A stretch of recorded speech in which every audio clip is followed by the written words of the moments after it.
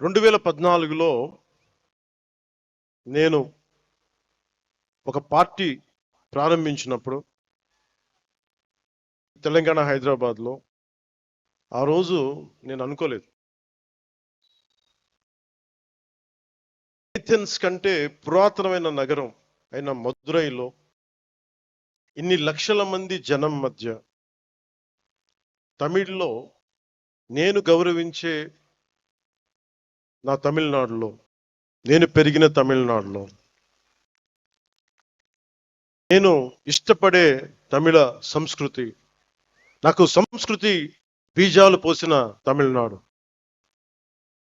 తమిళ భాష వీటన్నిటిలో నేను ఒకరోజు ఇక్కడికి వచ్చి ఎంతమంది గురువుల మధ్య ఇంత పెద్ద హిందూ మున్నని పెద్దల మధ్య ఇన్ని లక్షల మంది ప్రజల మధ్య నేను ఇలాంటి రోజు ఒకటి వస్తుందని నేను ఎప్పుడు ఊహించలేదు.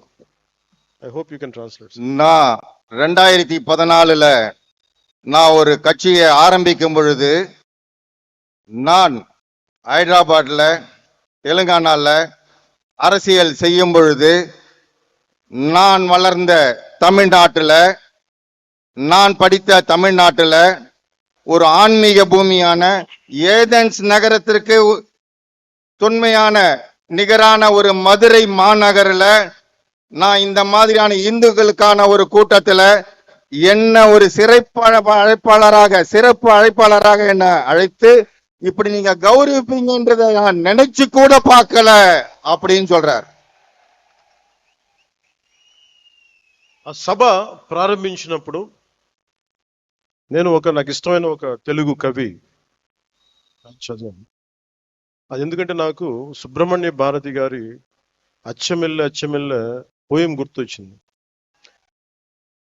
అదేంటంటే ఇల్లేమో దూరం అసలే చీకటి గడాంధకారం చేతిలో దీపం లేదు దారంతా గోతులు లోయలు కానీ ధైర్యమే ఒక కవచం.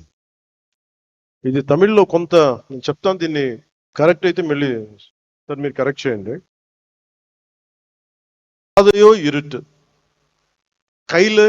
கையிலே விளக்கு இல்லை, வீடோ நெடுந்தொலைவில், வழி முழுவதும் மேடு பள்ளம், மனதில் துணிச்சல் தவிர வேறு இல்லை, அச்சமில்லை அச்சமில்லை அச்சமென்பதில்லையே என்று மகாகவி பாரதி சொல்வாரே, அதுதான் துணைக்கு வந்தது. அச்சமில்லை அச்சமில்லை என்று நம்முடைய பாரதியார் கூறினார். அதை எப்படி என்றால், வீடு தூரத்தில் இருந்தது, ஆனால் கண்ணுக்கு தெரியவில்லை, இருட்டாக இருந்தது, மேடு பள்ளங்கள் நிறைய இருந்தன, ஆனாலும் தைரியம் ஒன்றே அதை கொண்டு அந்த இடத்தை சேர முடிந்தது. அதைத்தான் அவர் அச்சமில்லை அச்சமில்லை அச்சமில்லை என்பதை தைரியத்தோடு நாம் செய்து கொண்டால் எதையும் வெற்றி అடைய முடியும் என்பதை அவர் கூறுகிறார். అதான் తిరిగి சொல்ல சொன்னார். నేను ఈరోజు ఇలా నిలబడగలుగుతున్నాను అంటే నాకు మురుగన్ చూపించిన దారి, ఆయనకి నా మీద ఉన్న అపారమైన భక్తి.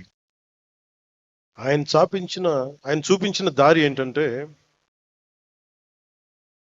ధైర్యం, వీరత్వం, ప్రేమతో నిండి ఉంటుంది.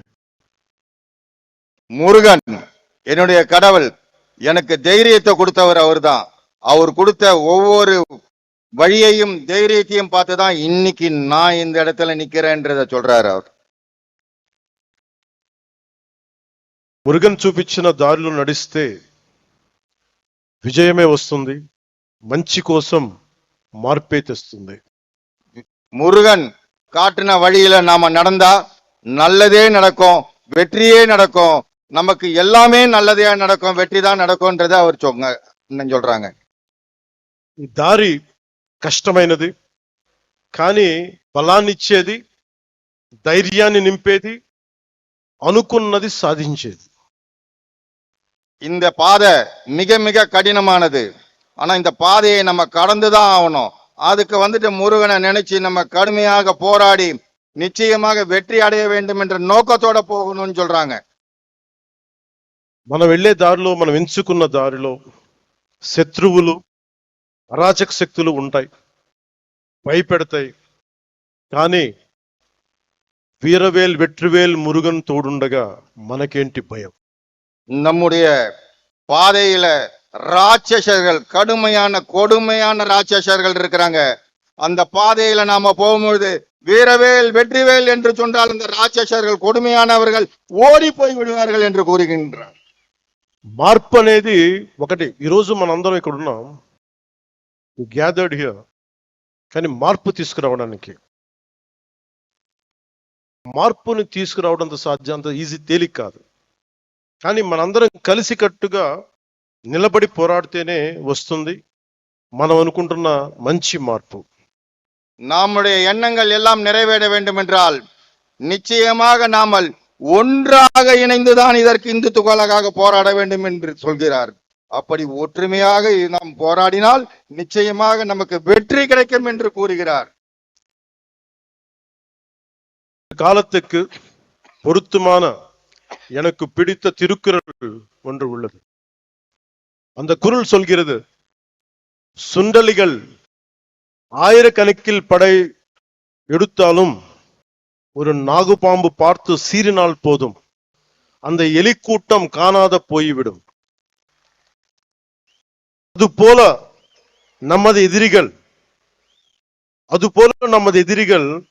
எவ்வளவு பேர் இருந்தாலும் முருகனின் தந்தை சிவபெருமான் கழுத்தில் உள்ள நாகம் பார்த்தாலே போதும், காணாத போய் விடுவார்கள். உங்களுக்கு டிரான்ஸ்லேட் பண்ணணும்னு தேவையில்லை. எனவே மாற்றம் வருவது உறுதி. Change is bound to happen. మార్పు తథ్యం. మనం అనుకున్నది సాధిస్తాం, మన ధర్మానికి నిలబడతామని తెలియజేసుకుంటూ మీ అందరికీ நன்றி, வணக்கம். மாற்றம் ஒன்று மாறாதது. நிச்சயமாக தர்மத்தின் தலைமை நிலை நின்று, தர்மத்தின் பாதை நின்று நாம் ஜெயிக்கத்தான் போகிறோம், ஜெயித்து காட்டுவோம் என்று கூறி நான் வணக்கம் கூறுகிறேன். முருகனை நம்பினால் வெற்றிதான், முருகனை நம்பினால் உயர்வுதான், முருகனை நம்பினால் எழுச்சிதான். அந்த வெற்றிவேல் முருகனுக்கு அரோகரா, அந்த வீரவேல் முருகனுக்கு அரோகரா, அந்த சூரவேல் முருகனுக்கு அரோகரா. நன்றி, வணக்கம்.